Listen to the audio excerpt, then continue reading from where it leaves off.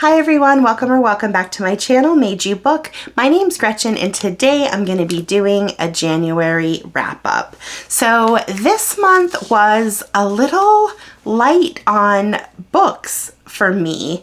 I typically read about 15 to 20 books a month. This month I only read 12, which is perfectly fine. There's a really good reason why I only got to 12. And I think it was a fairly successful month. So looking at the total, so we'll start with that. I was able to read of the 12, all 12 were new to me authors. 5 of them were nonfiction and 7 were fiction. There were 6 that were by a woman author, and there were 2 by a BIPOC author and 2 that were translated pieces. So I think that overall it was a pretty good month. There were kind of a few mid to okay books for me, but I think at the end of the day it was still a pretty successful month for me. So let's go ahead and talk quickly about the books that I read. So first I have Loot by Tania James. This was an historical fiction book that is set in the 18th century, and it follows the creators of an automaton called Tipu's tiger. And once the tiger is finished, it follows one of the creators. It's kind of a coming of age for that character, and we follow him on several different adventure type stories. And it was, I would say, it was interesting. It was not something that kept my interest the whole time. It was a little slow in parts. I don't know why, I found this very difficult for me to follow along with. I don't exactly know. I can't put my finger exactly on why, but I did struggle with it. So there were parts of it where I was confused. I wasn't sure exactly what we were talking about, and I usually don't struggle with that. I can follow along pretty well. I think that it's just a symptom of me not being fully invested in the book. It was interesting, but it just was only a 3-star for me. Now, one of the other books that I read was Cold Enough for Snow by Jessica Au, and this, on the other hand, was a book that had very little plot, but I found it so rewarding. So this book, although it doesn't have much of a plot, it basically follows a mother and a daughter. They both live in separate towns and they decide to meet together in Tokyo for a little bit of a holiday. And during that holiday, we spend time with them as they visit museums and they go shopping and they go to different landmarks in Tokyo. And basically it's just a reflection on the mother and daughter relationship. We are mostly in the head of the daughter. We follow her around, and my biggest takeaway from this book was how our parents, prior to them having children, they had lives of their own, and how well do we really know what their life experiences were. We are only privy to what they're willing to share with us, and we all have our own story, and the only thing that we can do is empathize with others because we haven't lived through their experiences. And the other thing is that regardless of us liking it or not, we are a product of our parents or our caregivers that rear us to an extent. We are a product of the values that they teach us and those types of things. So I think that this was a beautiful book. It was subtle, it was very simple, it was quiet, and I typically don't really gel too well with books like that, but this one I found to be absolutely mesmerizing. And when I was done with it, I just kind of sat with it for a little bit, and it made me continue to think even after the last chapter was over. Well, I can't even say last chapter. I think this book is just one big long chapter, but I really enjoyed it, and Al's writing is beautiful. And the other thing I'll take away from this is that it was highly quotable. It's a very small book. It's only 90 some pages, but there were several passages that I highlighted, and there are just a couple quotes that I will share with you that kind of just like set the tone for what my takeaways from the book were. And the first one is, "Maybe it's good," I said, "to stop sometimes and reflect upon the things that have happened.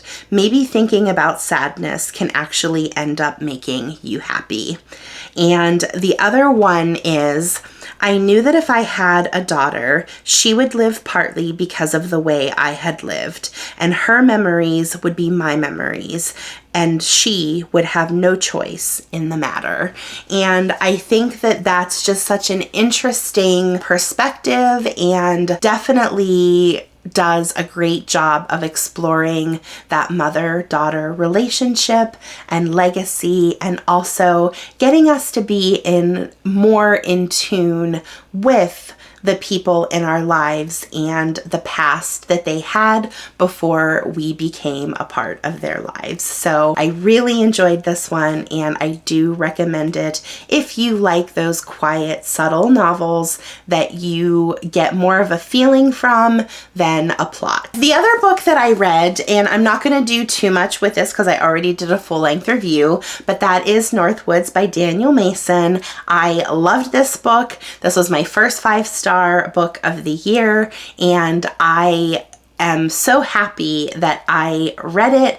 And if you are thinking about reading this book, I will link my video review in the description, and if you do decide to read it, I hope you enjoy it.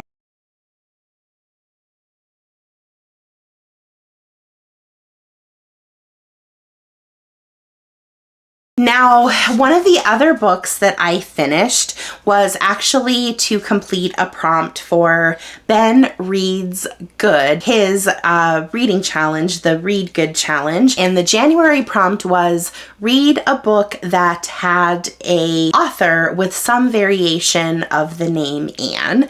And I chose Happening by Annie Ernaux. Now, this was another book that absolutely blew me away. This is my first Annie Ernaux, and I certainly know that this will not be the last one of hers that I read. This book, although it has a very difficult topic, it does really pack an emotional punch. This follows Annie Ernaux in her younger, I think she was in her early 20s, and she unexpectedly becomes pregnant, and she makes the decision to terminate the pregnancy. And at the time, it was illegal to do in France where she lived, so we learn about her quest to have that done and all of the challenges that she went through in order to have that a pregnancy terminated. And it is a very emotional, it's a very reflective memoir. And the biggest takeaways that I had from this book are that she doesn't ask for forgiveness. She doesn't ask for sympathy. She owns the choice that she made. Her aim, in my opinion, was to simply speak her piece about it, and also let us know about the mindset that she was in at the time that she made that decision.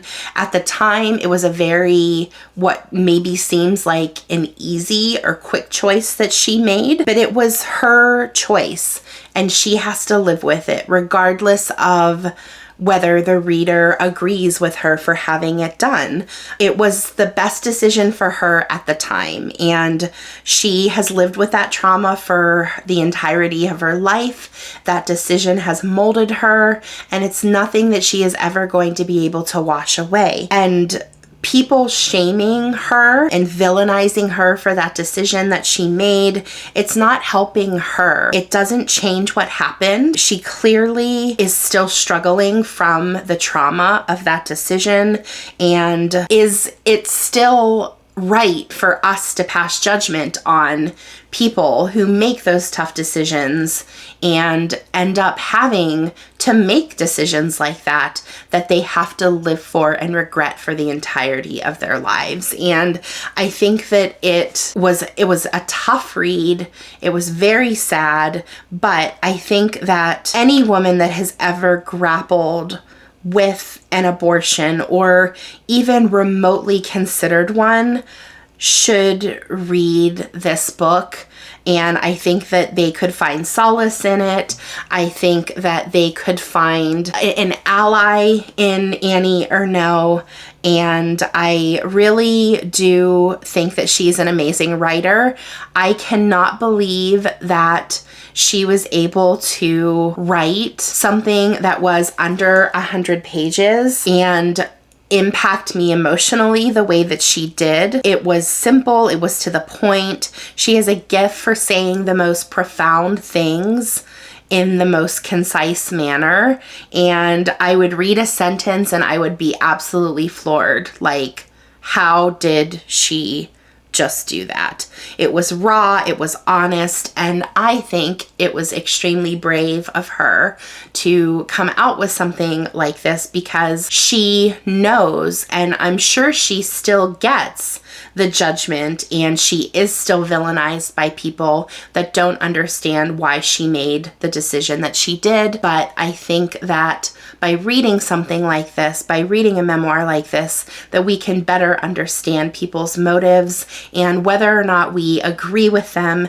maybe we can be a little more empathetic to them. So I will definitely be reading more from Annie Ernaux, and if you have read anything by her that you recommend I move on to next, please let me know in the comments. Now, another book that I finished was a really fun one for me, and that was Poor Things by Alasdair Gray. And I read this because I want to watch the movie soon, and I wanted to make sure that I read the book before I allowed myself to watch the movie. I had such a fun time with this book. This is probably not going to be for everyone. It was a little odd at times. It was a little off the wall and weird, but I loved it for that. It was surprisingly feminist for a book that was written by a man. So basically, this follows this scientist. His name is Godwin Baxter,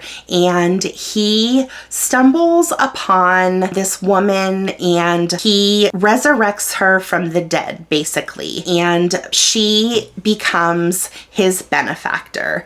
And then there's a medical student that becomes enamored with her, and it basically follows her having like this rebirth and finding herself, and her exploring her femininity and her sexuality and her liberation, and basically finding her identity. And it's referred to as kind of like a feminist Frankenstein, which I totally get. And the other thing that struck me about this book, and I'm sure I'll have a lot of people that will disagree with me, but for format only, this book was very reminiscent of Trust by Hernan Diaz for me, in the sense that it is a book within a book. It has an initial narrative, it has a counter narrative, and then it has an outsider narrative. And I loved it. It was so fun. It was so quirky. It was unique. It was really enjoyable. And I would definitely recommend this if you are a reader that doesn't mind kind of the odd, weird little niche books. This definitely isn't, I think, gonna appeal to a lot of mainstream audiences, but this was definitely right up my alley. I do love a good literary sci-fi, and this definitely fit the bill. I have yet to see the movie, but I'm really looking forward to it, to see what they did with it. And yeah, it was a lot of fun. I had a good time with this one. This was a 4-star read for me. One of the other books I read is The Prospectors by Ariel Djanikian, and this follows, it's a historical fiction novel, and it follows a sister and her sister's husband as they are prospecting for gold during the gold rush in the Yukon or the Klondike. Now, the book starts with a man, an elderly man, that is taking his granddaughter on a quest to find somebody from his past that he feels that he did wrong. So he has inherited all of this money from his ancestors, and it was all acquired in the past through the gold rush, and these people that he's trying to connect with, they never really got what they deserved as far as the money goes, and he's trying to make amends prior to his death. So he sends his granddaughter to do that. Then we flash back to the story of how the family came into that money and all of the things that they got into, all the drama, all the messiness, and it was a good book. It kept my interest for the most part. It was definitely stronger for me at the beginning than it was at the end. It definitely had the family drama and dynamic that I love in a good book. It was also, I think, pretty well researched, and the writing was very good as well. Although it wasn't my favorite, I definitely think it was stronger at the beginning than it was toward the end. I did start to lose a little interest as we got probably about 3/4 of the way through, but I was able to persevere through it, and I ended up giving it a 3.5 star. I will, if I ever see any additional books from this author, I will give her a second chance because I did enjoy the writing. But yeah, that was The Prospectors. Although it was just okay, it was still worth a read. I also read Snow Country by Yasunari Kawabata. This is my first Kawabata novel that I have read, and it was okay. So there were things that I really liked about it, and there were things that I really struggled with. First of all, what I liked about it is the writing. So the writing was very, very pretty. It was very atmospheric. So the book takes place in Japan, up in the mountains, and it follows our main character, Shimamoru, and he travels into the mountain to go to like this spa type place, or this wellness center type spa.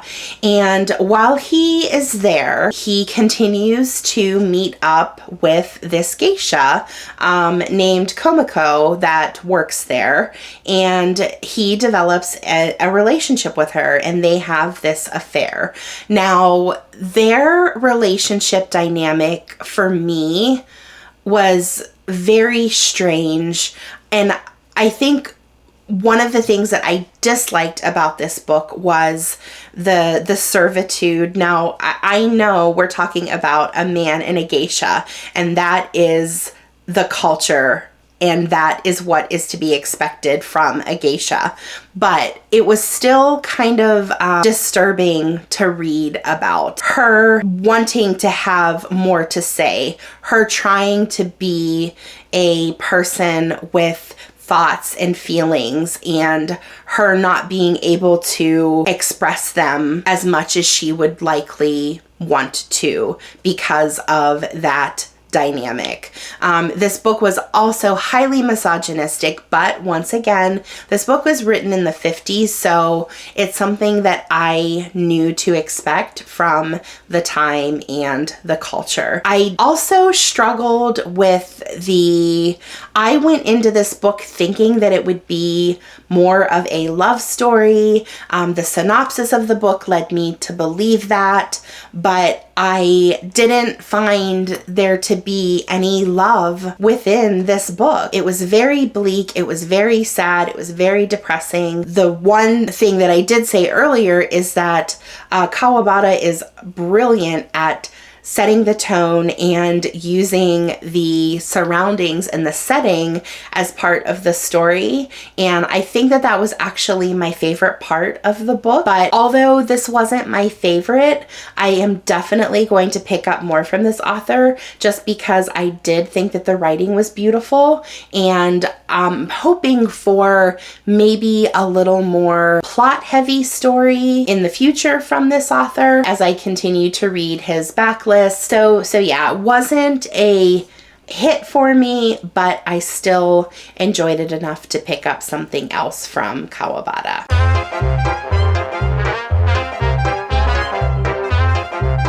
Well, that was unfortunate, but I'm still going to persevere. I'm just gonna retake the last five books that I didn't have sound for, so I do apologize. So let's move on to the next one, which is Oona Out of Order by Margarita Montimore. So Oona is 19 years old and she is faced with a couple tough decisions. So she has to choose whether she goes to study economics in London or stay home with her boyfriend, whom she loves very much, and kind of pursue her less stable dreams of becoming a musician. And as we get closer to midnight and the countdown starts, she faints, and when she wakes up, it's 30 some years in the future, and she comes to find out that she is successful and she is just super confused. And ultimately what she learns is that she is living her life out of order. So every year at midnight, she will either fast forward to a year in the future, or she will go in reverse to a year that has already happened. And it's a really interesting novel. It was super unique and inventive, in my opinion. I loved the magical realism components to it. It was a very heartwarming story as well. And as I was reading it, I kept thinking, this is what I wanted the Midnight Library to be. I thought that this was done so much better. Even though it did have those magical realism components to it, it just seemed to have a lot more heart. It seemed to have a better backstory, and there were parts of it that I was truly cheering Oona on, and I wanted to see her succeed. She had a very interesting relationship with her mother, so we learned more about her as a person, and even though she lived her life in different segments, it was still a very blessed life. It was still a very interesting life, and she seemed to take the lessons that she learned from wherever she was the previous year and she applied them. And I just thought it was fun. It was a very appropriate read because it was, this was actually, I think, the second book that I read, or finished, I should say. I started to read it on New Year's Day, and I didn't even realize that it was set around that time of year. So yeah, it was fun. I enjoyed it. I gave it, I think, 4 stars. And there's another book that the author wrote, I believe, called Acts of Violet, that I will definitely pick up because I did enjoy this story a lot. The next book that I finished in January was The 90s by Chuck Klosterman. Now, this book seemed right up my alley. I am an absolute fiend for anything pop culture.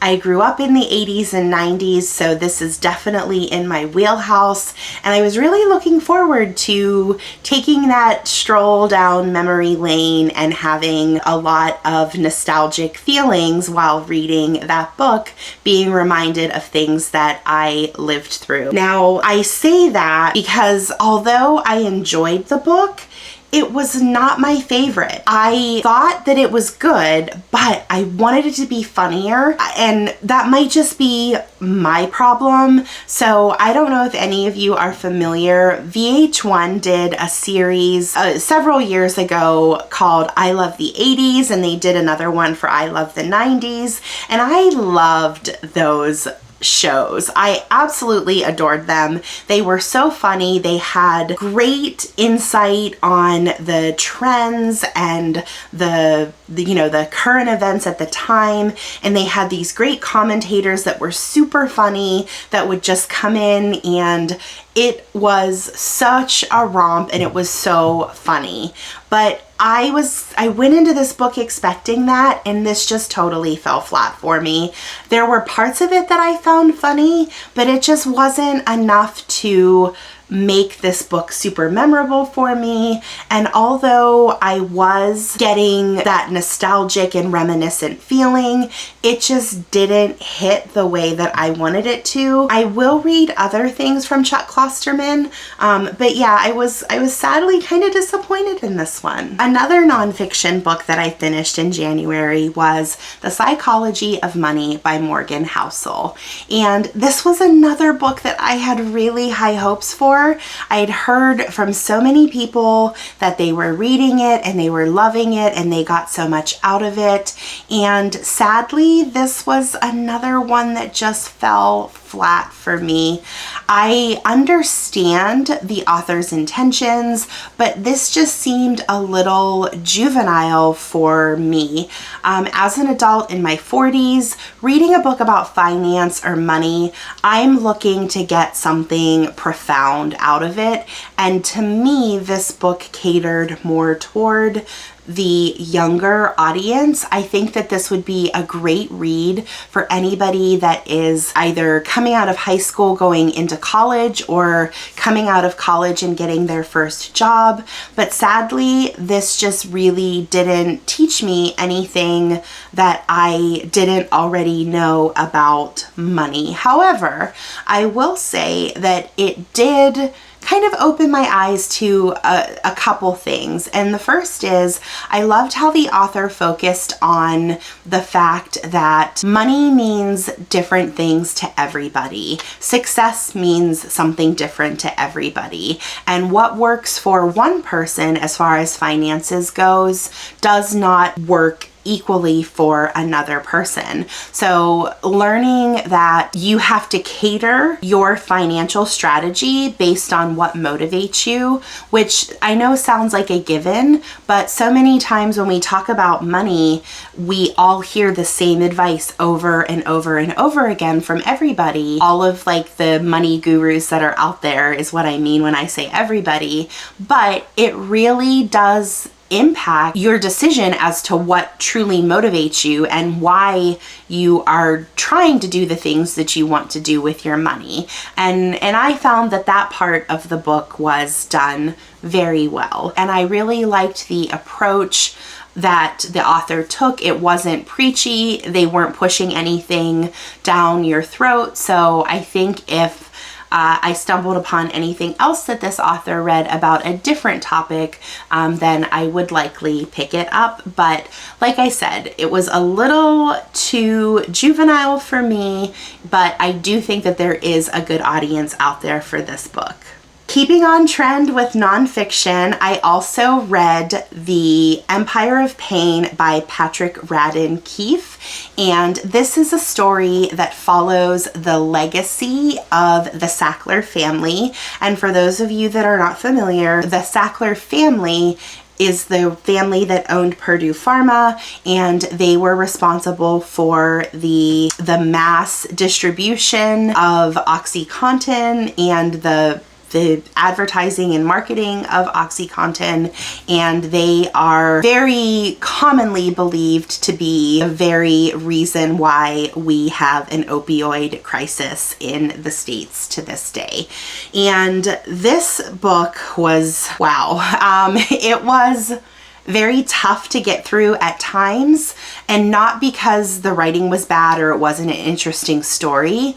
It was just tough to get through reading about how deplorable this family was and still is to this day. There were so many parts that you just shake your head and you're like, I can't believe that there are people out there making decisions like this with absolutely zero thought about all of the people that are dying and struggling because of your personal greed. Like, it was very upsetting to read, and it got extra sad too toward the end. The author talked a lot about the trials that took place in order, you know, to get them to own up and to kind of pay for some of the horrible things that they did.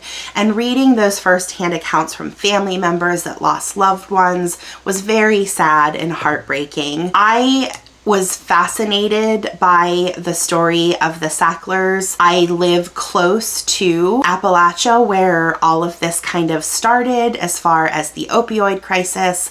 I live in an area that has been very heavily hit by the opioid crisis and in turn a heroin epidemic, because heroin turned out to be much cheaper than OxyContin. And it, you know, to see the impact of what the Sacklers did is devastating, and it's going to take years and years and years to recoup that damage, if we ever will be able to. And the thing that, like, one of the biggest things that I took away from this book was it's actually set up in a pretty cool structure where it's broken into 3 different parts, where you talk about the generation of Sacklers that came prior to the middle generation that was responsible for the marketing and the distribution and the creation of OxyContin. And then you have the perspective of the Sacklers from current day. So you have those 3 different generations, and in learning about the first generation, we as the reader learn that one of their biggest motivating factors was to carry on the legacy of their name. They were absolutely obsessed with themselves. They loved being a Sackler, and they wanted that name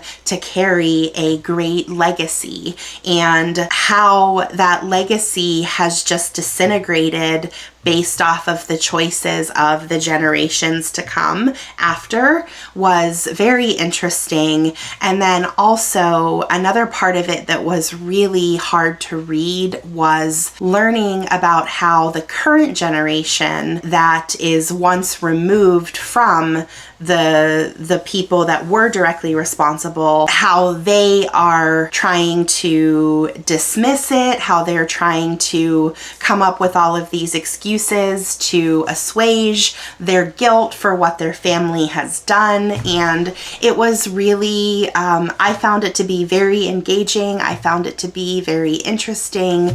And also, if that's a subject that you're interested in, there are also a couple really great mini-series out there. I think there's one on Netflix and there's one on Hulu called Dope Sick. Both were really good, and yeah, it's a horribly tragic story, but I think that it's really an important story. I mean, as much as you can enjoy reading about that type of content, it was a very well done book. And also, Patrick Radden Keefe has several books, and I'm really looking forward to getting to some of his other ones. I know there's another really popular one going around right now. I can't remember the name of it. If I find it, I'll put it down below. But yeah, I would definitely pick up more from him in the future. And last but not least, we have the reason why I did not finish more books in January, because I read My Name is Barbra by Barbra Streisand.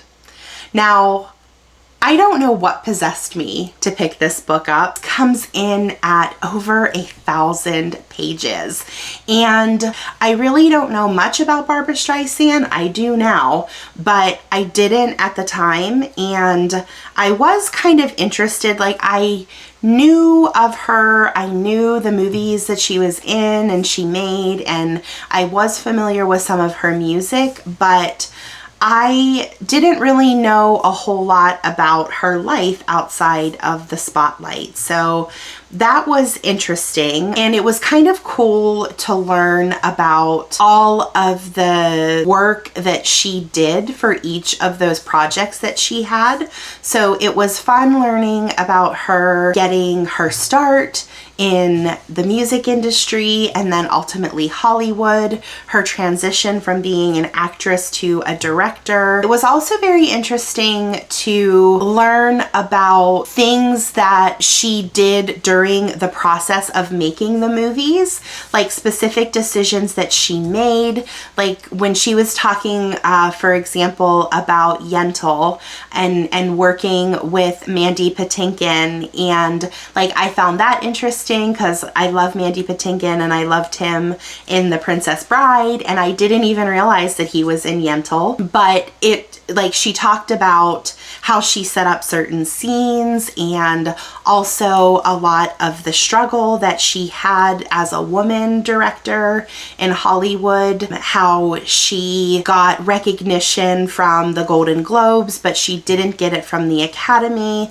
So we learned a lot about her being a woman and having to constantly work in the shadow of men and not get the same, level of recognition that they did. The one thing, so overall, I will say I did enjoy my time with the book. I learned a lot. Could it have been edited down?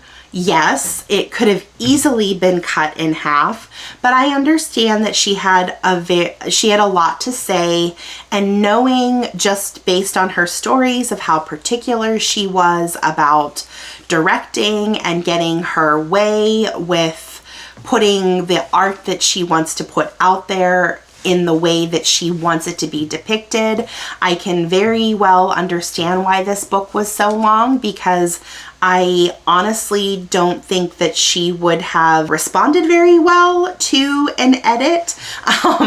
But aside from that, another major takeaway that I had was she really spent a lot of time talking about herself in a very self-deprecating way, talking about how she wasn't always comfortable with her looks and all of that. But then she spent so much time throughout the book talking about all of the men that wanted her or were attracted to her or hit on her or were in love with her. And it was very interesting to hear her be so humble about her talent as a singer and an actress and a director, but her to be so not at all humble about all of the men that wanted to bed her throughout her life. So that was interesting. And then some of the other things that I found kind of disheartening was she did talk a lot about politics in the book, and she is very much a proponent of social justice, and she wants to see people being taken care of and getting the things that they deserve as basic human rights and things like that, and should talk about all of these social issues and inequality and how much she cares about the poor. And then she bookends that chapter with another chapter about how much money she spends on art and how much it costs to renovate her home and things like that. So she had me at the beginning, like I was very invested in that part as we were learning her up and coming with her career. And then we just started to get into ego trip territory, which, I mean, I get it. It's a memoir.